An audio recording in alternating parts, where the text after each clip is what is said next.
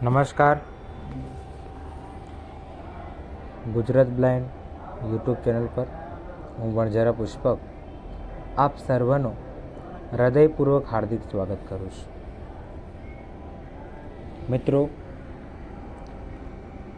ઇતિહાસનો પ્રથમ ચેપ્ટર આપણે સમજ્યા.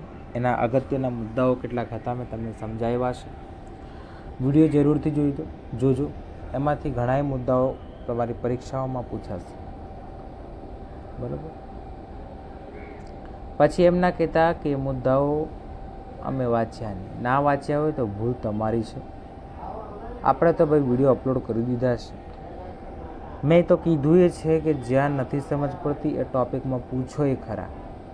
આપણે કહેવાય ને કે અંદરથી જાગૃતિ આવી જોઈએ, એમાં કોઈ કશું કરી શકતું નથી. તો આજે બીજા ચેપ્ટરની આપણે શરૂઆત કરીએ છીએ, જેનું નામ છે ભૌગોલિક શોધખોળો. કઈ શોધખોળો? ભૌગોલિક શોધખોળો. ભૌગોલિક શોધખોળો એટલે શું આપણને એ ખબર હોવી જોઈએ. જે શોધખોળો આપણે પૃથ્વી પર કરીએ છીએ, બરાબર, પૃથ્વી પર જે શોધખોળો કરવામાં આવે છે એને કહેવાય ભૌગોલિક શોધખોળો. તમે કોઈ નવા ગામડું શોધી લીધો હોય, તમને રસ્તો ખબર નથી, બરાબર, તો એક સામાન્ય ઉદાહરણ આપું કે તમને અહીંયાથી મણિનગરનો રસ્તો નથી ખબર, બરાબર, બસમાં જાઓ છો, બસમાં આવો છો, બરાબર, કાં તો અહીંયાથી ને ચાલો હું તો અમદાવાદનું એક ઉદાહરણ આપું, તમને મણિનગરની નથી ખબર, એ રસ્તો તમને નથી ખબર, તો તમે બસમાં જાઓ છો, રોજ રિક્ષામાં જાઓ છો, કોઈક વાર તમે ચાલતા ચાલતા ગયા અને તમને મણિનગર મળી ગયું, તો એ તમારી ભૌગોલિક શોધખોળ કહેવાય, બરાબર. એવું હોય એને ના કહેવાય. ભૌગોલિક શોધખોળ એટલે શું ખબર છે?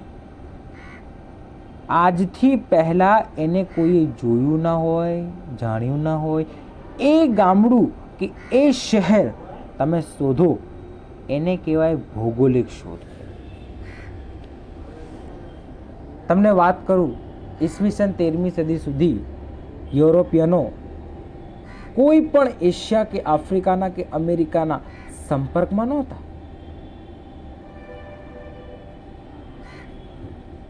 એમની પાસે એટલી આર્થિક સગવડે નહોતી એ વખત. તમને ખબર છે, પહેલું ચેપ્ટર આપણે જોઈએ નવજાગૃતિ, એમાં કોન્સ્ટન્ટિનોપલનો પતનના કારણો અને પરિબળોની ચર્ચા કરી આપણે. એમાં કેટલાક અગત્યના પ્રશ્નો છે જે આપણે વાંચવાના છે. તો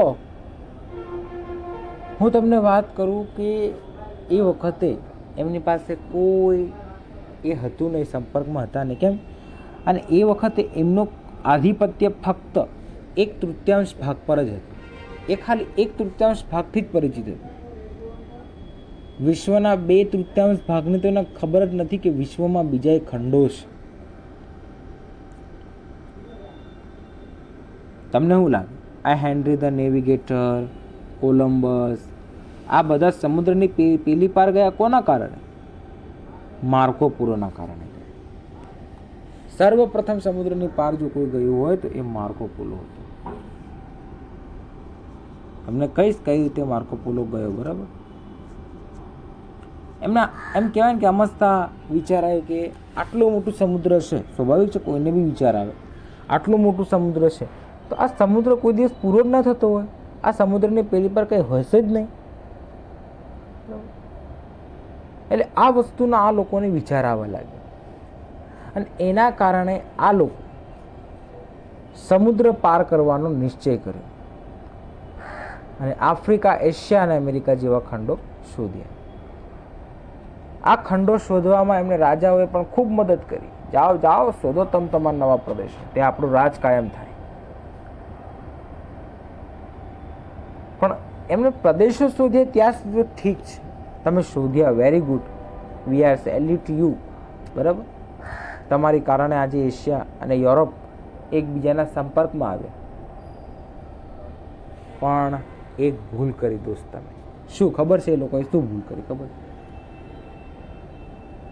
ત્યાં પોતાના ધર્મ પ્રચાર કર્યો, પોતાના સંસ્થાનો સ્થાપ્યા. ચાલો અહીંયા સુધી ઠીક છે, પણ ત્યાંની મૂળ પ્રજાઓ છે એમની સ્થિતિ એ લોકોએ કફોડી કરી નાખી, એમને દુઃખો આપ્યા, અંતે એ લોકો બિચારા ગુલામ બન્યા.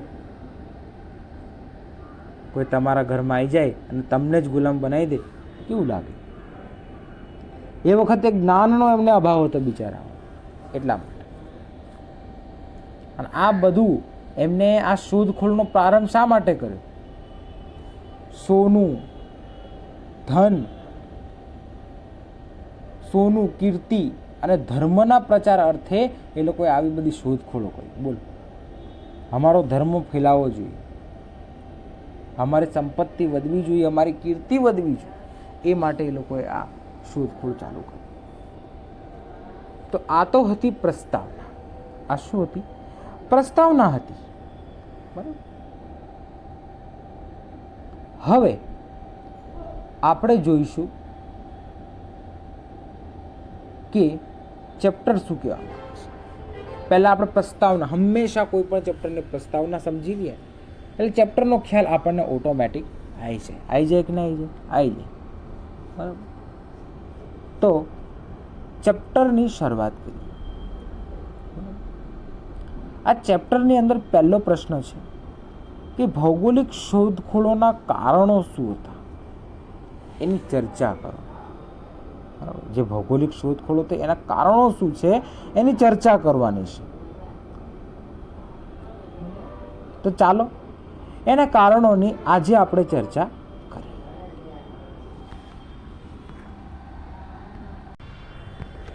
હવે અહીંયા શું કહે છે ખબર છે કે ભાઈ ભૌગોલિક શોધખોળોના કારણો, એની શોધખોળની જરૂર શા માટે પડી? કોઈ પણ પ્રશ્ન તમે લખો તો શું લખવી પડે? એની પહેલી પ્રસ્તાવના લખવી પડે. બરાબર ને? પ્રસ્તાવના લખવી પડે. લખવા પહેલાં પ્રસ્તાવના સમજવી પડે. બરાબર. તો એ પ્રસ્તાવના જોઈએ આપણે. તો એ શું કહે છે કે માર્કો પોલો, બરાબર, માર્કો પોલોની શોધખોળોએ અમને પ્રેરણા આપી. બરાબર. એમને પ્રેરણા કઈ રીતે આપી હું તમને પહેલાં જણાવું. હવે આપણે વાત કરી તેમ ઈસવીસન 14મી સદી સુધી જે યુરોપ છે એ ફક્ત 1/3 ભાગથી પરિચિત હતો. બરાબર. બાકીના 2/3 ભાગનો એને કંઈ ખ્યાલ હતો નહીં. બરાબર. બીજી વસ્તુ એ કે એશિયાના લોકો પણ યુરોપ વિશે કંઈ જાણતા નહોતા. એટલે આપણે એમ કહી શકાય કે મધ્યયુગ સુધી યુરોપનું જે જ્ઞાન છે એ ઓછું હતું, ભૌગોલિક દ્રષ્ટિએ એમ સીમિત હતી, એમને કંઈ એટલી ખબર પડતી નહોતી. હવે એશિયા અને યુરોપ વચ્ચે વેપાર ચાલતો તો બી ચાલતો. તમે વિચારતા તો એમને ખબર જ નહોતી, એશિયા યુરોપ વિશે નહોતો જાણતો, યુરોપ એશિયા વિશે નહોતો જાણતો, તો કઈ રીતે વેપાર ચાલતો હતો? તો આ વેપાર ચાલતો હતો અરબ દ્વારા, લાલ સાગર મારફત. બરાબર. અને અરબ તો વર્ષોથી આવન જાવન કરતા જ હતા આપણી પૃથ્વી ઉપર, એશિયાની ધરતી ઉપર. બીજા ખંડો વિશે આમના મનમાં અજ્ઞાન પ્રવર્તો હતો. કોના મનમાં? યુરોપના મનમાં. પણ 15મી અને 16મી સદી દરમિયાન ભૌગોલિક શોધખોળોની શરૂઆત થઈ.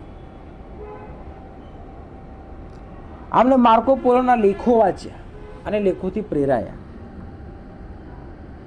કેટલા માર્કો પોલોના સાહસથી પ્રેરાઈને કેટલાક સોનું, કીર્તિ અને ધર્મ પ્રચાર માટે, કેટલાક ધન લાલસાર્થે આ બધાએ પ્રદેશો શોધવાની શરૂઆત કરી. તમને કહી દઉં કે ભારત અને ચીન આ બંનેના ભૌગોલિક સ્થાન વિશે આમને કશું જ સ્પષ્ટ ખ્યાલ નહોતો, આ યુરોપવાળા. અને આફ્રિકા, અમેરિકા, ઓસ્ટ્રેલિયા ખંડ વિશે પણ આ લોકો નહોતા જાણતા. જો એશિયા મળ્યું તો માર્કો પોલોના આ લોકોએ લેખો વાંચે એટલા માટે. મને લેખો વાંચીને બી ઘણા ગયા હો. તમને કહું, એ લેખો વાંચીને ઘણા સમુદ્રમાં ગયા. કોઈક વેસ્ટ ઇન્ડિઝમાં પહોંચ્યું, કોઈ ક્યાં પહોંચ્યું, કોઈ ક્યાં પહોંચ્યું. એશિયા તો બહુ મોડું મળ્યું હતું આમને, અને ભારત તો આમને મળ્યું જ નહોતું કેટલાય સમય સુધી. બરાબર છે. હવે ચેપ્ટર આપણે આટલે સુધી સીમિત રાખીએ. બરાબર?